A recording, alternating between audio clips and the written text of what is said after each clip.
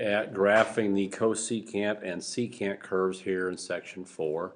Notice for the cosecant curve, first of all, I hope we remember that's the inverse, or not inverse, the reciprocal of sine. So you can see I have the sine curve pictured here. Sine curve has our critical points at 0, pi over 2, pi, 3 pi over 2, and 2 pi. We should be well aware of those. And we're simply going to use that graph or that curve to actually graph the cosecant curve. So we would plot the regular points that we have for sine, starting here at 0, maximum at pi over 2, cross the x-axis at pi, lowest point at 3 pi over 2, and back at our original place there on the x-axis at 2 pi. Everywhere the sine curve crosses the x-axis, we have what's called an asymptote line. You should be familiar with those with our work with tangent and cotangent. Asymptote lines are simply going to mean that cosecant is undefined at those asymptote lines. So our sine curve crosses the x-axis at 0, crosses it here at pi, and crosses here at 2 pi. So each of those three spots, we have a set of asymptote lines. And then we use the maximum point here at pi over 2 as a vertice for a parabola that opens up, and that parabola then represents the graph of the cosecant curve. Now, just like we talked about with tangent and cotangent, our graph gets closer and closer to the asymptote lines but never crosses or touches. And if we come down here to our minimum at 3 pi over 2 and -1, we have a parabola that will open down along those asymptote lines. And again, we're getting closer and closer to those lines but never crossing or never touching. So the actual blue part in this graph is the graph for the cosecant curve. We just use the sine curve to get there. Notice we have the same critical points, 0, pi over 2, pi, 3 pi over 2, and 2 pi, which means we have the same period length, 2 pi divided by b. We have the same amplitude. This one goes up to 1 and down to -1, or our a value. Any phase shift, any vertical translation would apply the same way it applies to sine. So sine and cosecant reciprocal functions will essentially use the sine curve to make the cosecant curve. And the same rule would apply for our secant curve. We'll use the cosine curve to get that. So notice we have our cosine curve graphed here. Cosine and secant are reciprocal functions. Our critical points at 0, pi over 2, pi, 3 pi over 2, and 2 pi. Hopefully by now we're pretty well versed on what the shape of the cosine curve looks like. But just like we have with the cosecant curve, anywhere this graph crosses the x-axis, first one occurs here at pi over 2, second one occurs here at 3 pi over 2, we'll have those asymptote lines. Again, that means that secant is undefined at those points, so at pi over 2 and 3 pi over 2 there is no secant values. And then I'll start here with our lowest point because that gives us a full parabola here. Our minimum here is a parabola that opens down, again approaching those asymptote lines but never crossing or touching. Notice we have two maximum points. Since we're starting our curve here at 0, we'll just graph part of that parabola on this side, and we're ending it here at 2 pi, another maximum, so we just grab the other part of that parabola on this side. So essentially we have two full parabolas, one that opens up, one that opens down for both secant and cosecant. The secant has that cut in half with one on each side using those maximum points, and again plotting from 0 to 2 pi. Same critical points. I'll highlight the pi over 2, the pi, the 3 pi over 2. So we've already established the period length is the same, the amplitude is the same. We go up to 1 and down to -1. Our graph just starts at 1 and goes up. Our start graph starts at -1 and goes down. So there's a quick look at the sketch of a secant and a cosecant curve. Now we'll go ahead and make one of those from scratch. Our first one says to sketch a period of y equals 2 cosecant of 2x minus pi over 6. Then we'll graph a period before and after the original. So if we're graphing cosecant, we're essentially going to start out by graphing sine. And to graph sine by hand, we're going to take and find our first three critical points. So we'll take the 2x minus pi over 6, find a starting point by setting equal to 0. 2x minus pi over 6, we'll find a quarter point by setting equal to pi over 2. And 2x minus pi over 6, find a midpoint by setting equal to pi. I'll add pi over 6 to both sides here to solve. So 2x equals pi over 6. Divide by 2 is the same thing as multiplying by a half, and x equals pi over 12. There's our starting point for our new graph. I'm going to repeat the process here. Subtract pi over 6 from both sides. Actually add pi over 6 to both sides, my bad. To add, I need common denominators, so I'll rewrite pi over 2 to be 3 pi over 6. 2x now equals 4 pi over 6. 4 pi over 6 simplifies to be 2 pi over 3. I want to solve for x, so I'll divide by 2, which is multiplying by a half. 2's will cancel, and our quarter point is at pi over 3. Just zipping through the math here, I'm going to add pi over 6 one more time to find my midpoint. Pi plus pi over 6 is 7 pi over 6. Divide by 2, multiply by a half. X equals 7 pi over 12 is our midpoint. And as we have discussed with our other graphs that we've looked at so far, sine, cosine, tangent, and cotangent, our critical points all should be the same distance apart. That distance is easier to see if we write those all with the same denominator. So 12, 3, and 12 have a common denominator of 12. So I'll leave the first one as it is. I'll change pi over 3 to be 4 pi over 12. And I'll leave 7 pi over 12 as it is. From there, it should be pretty easy. From 1 to 4 to 4 to 7, we're adding 3 to our numerator. So my next critical point is at 10 pi over 12, and another one at 13 pi over 12.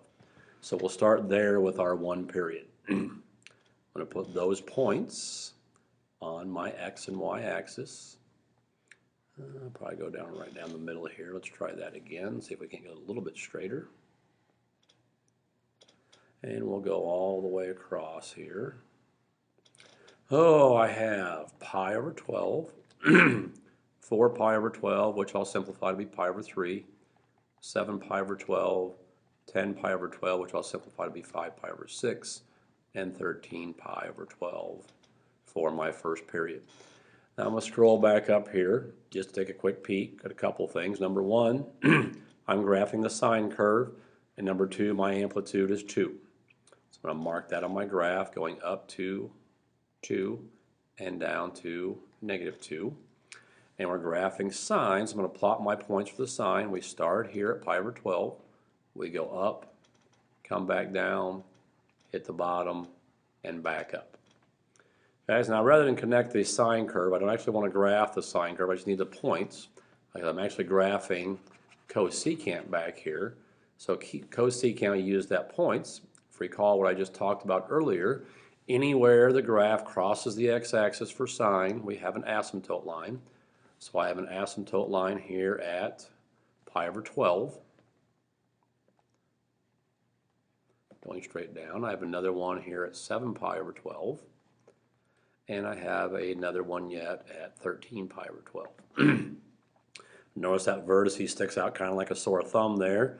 That vertice is a parabola that opens up along our asymptote lines. And here's another vertice that opens down along those asymptote lines. So there's our 1 period of y equals cosecant of 2x minus pi over 6. Now our directions did say to graph 1 period on each side, so I'm going to keep going this way. My next critical points are 16 pi over 12, 19 pi over 12, 22 pi over 12, and 25 pi over 12. So as I go to put those on my curve, my graph down here, my x-axis, 16 pi over 12 simplifies to be 4 pi over 3. 19 pi over 12 does not simplify. 22 pi over 12, 11 pi over 6, and 25 pi over 12 also does not simplify. Notice we have our points plotted for sine already, so we're just going to do the same pattern. We're going up, down, and back up. If I follow my guidelines, asymptote line at 19 pi over 12 and at 25 pi over 12, parabola opens up here. Oops, let's try that again so we don't hit the, try it one more time, don't hit the asymptote lines. I'm 0 for 3, probably because my asymptote line is a little bit too close, but we get the general idea. and here my parabola opens down.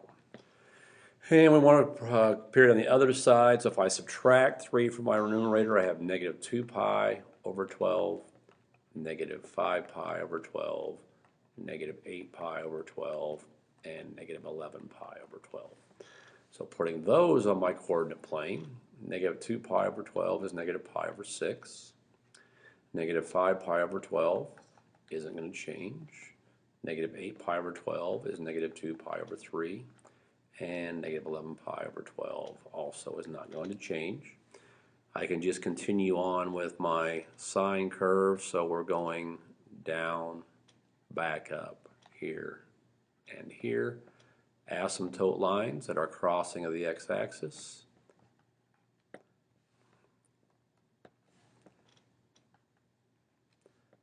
Both at negative 11 pi over 12 and negative 5 pi over 12.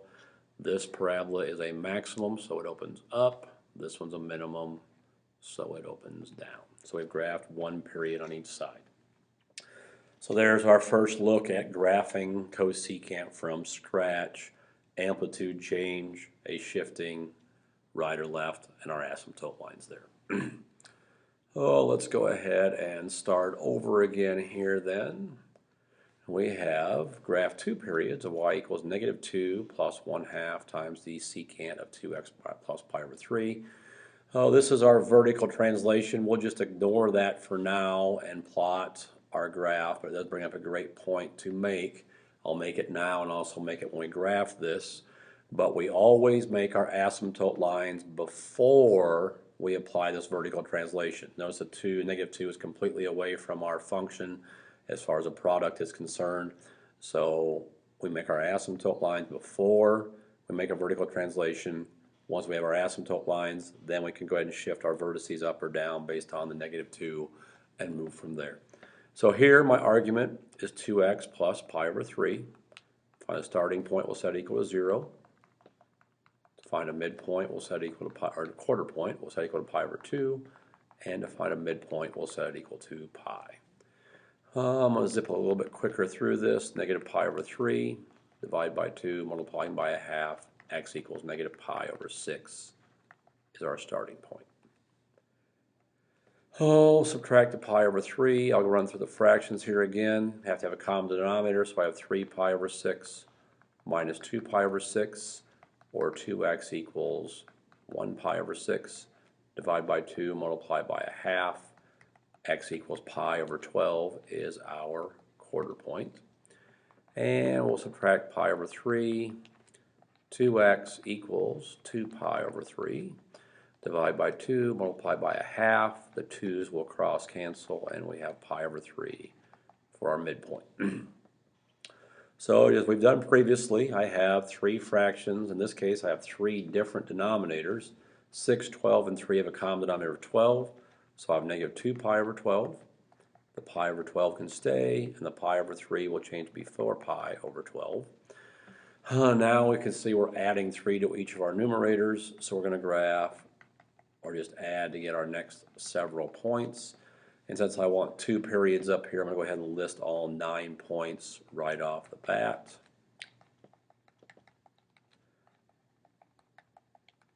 Simply by adding 3 to my numerator. 1, 2, 3, 4, 5, 6, 7, 8, 9. So I have 9 critical points, which is what I need for my 2 periods worth. So we'll go ahead and graph now. Sketching a graph. Putting our x and y axis out here. Negative pi over 6 is this first term simplified. So then I have pi over 12. 4 pi over 12, which is pi over 3, 7 pi over 12, 10 pi over 12 will reduce to 5 pi over 6, 13 pi over 12, 16 pi over 3 will reduce to 4 pi over 3, 19 pi over 12, and 22 pi over 12 will reduce to 11 pi over 6.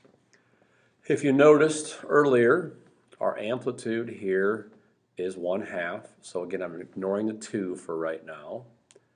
So I'm going to go up 1/2 and down to a negative 1/2. And just to make life simple, and we'll come back to that in a little bit, but I'll go ahead and plot my points for cosine. So cosine as a starting point starts up high. At our quarter point it comes down to the x-axis. Midpoint's down low, and we'll just follow our pattern here to plot the points. Now if you want to go ahead and connect those points for your cosine curve, that's fine, but again remember we are graphing the secant curve. So I'm going to leave those points as they are, and everywhere I have a crossing of the x-axis, I'm going to put in my asymptote lines. So I talked about this earlier, but I'll talk about it again. We make our asymptote lines from the cosine curve before we do any shifting based on a vertical translation. So you can see I have points plotted across the x-axis at pi over 12, 7 pi over 12, 13 pi over 12, and 19 pi over 12. Now, before I actually make the parabolas, I will do our vertical translation here of -2. So each critical point, or in this case, each vertice that I have is going to be shifted down 2 units. So instead of being at a half, I'm going to make this hopefully a little bit simpler. I'm going down there as 1. Go down to -1.5. There's my second point. And just for visual effect, I'll put -2.5 on here as well. But I'll plot those points. So making it -1/2 or +1/2 will be at -1.5. I don't need to replot the point on the asymptote line because they're already there. So instead of being at -0.5, I'll be at -2.5. And we'll just go through and plot each of these points that have been shifted down. And you can see these are my, I'll go with these two first. These are my low points. So they open down to our asymptote lines. And this point is my high point, so it'll open up. This is a high point on one side, and this is a high point on another side. Okay, so again, the asymptote lines were drawn in before the shifting, the vertical translation, shifting up or down, but our vertices for our maximum minimum points for our parabolas were shifted in order to make that graph. So our entire graph has been shifted down by 2 units. I believe that will be it, but let's check and make sure we don't have another one here. We don't, so that concludes our look at secant and cosecant.